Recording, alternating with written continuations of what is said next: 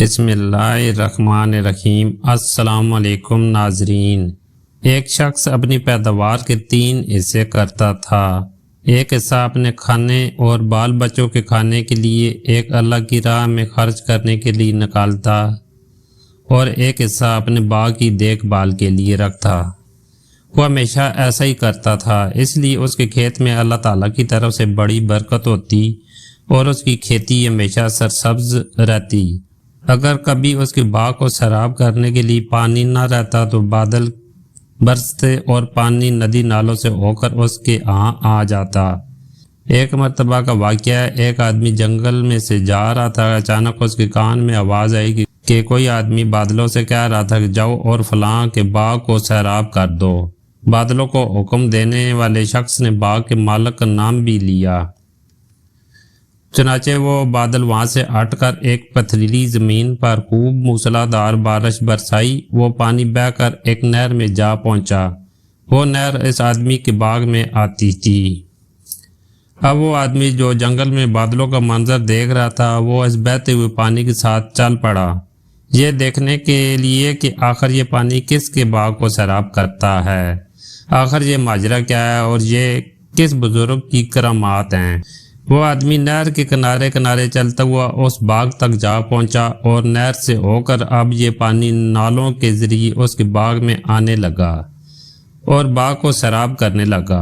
اس باغ میں ایک بزرگ پانی کو ادھر ادھر بکھیر رہے تھے تاکہ پانی پورے باغ میں پھیل جائے۔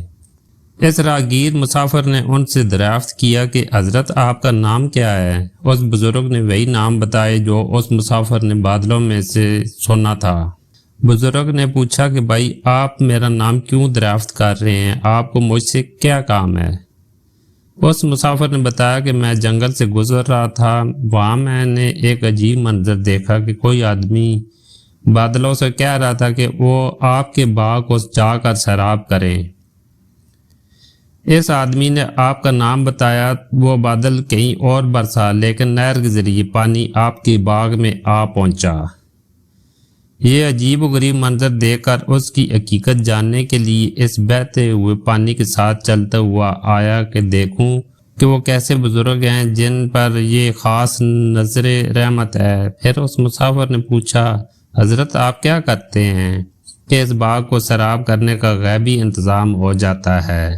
اس پر ان بزرگ نے بتایا، اس باغ سے مجھے جو کچھ بھی ملتا ہے میں اس کے 3 حصے کرتا ہوں۔ ایک حصہ اپنی اولاد کے لیے، ایک حصہ اللہ کی راہ میں خرچ کرتا ہوں اور ایک حصہ اس باغ کی دیکھ بھال کے لیے۔ اس لیے جب بھی میرے باغ کو پانی کی ضرورت ہوتی ہے تو قدرت کی طرف سے اس کا انتظام ہو جاتا ہے۔ عزیز دوستو، سچ ہے، جو اپنی حلال کی کمائی کا کچھ حصہ اللہ کی راہ میں خرچ کرتے ہیں وہ کبھی رائیگاں نہیں جاتا۔ بے شک اللہ بہترین بدلہ دینے والا ہے۔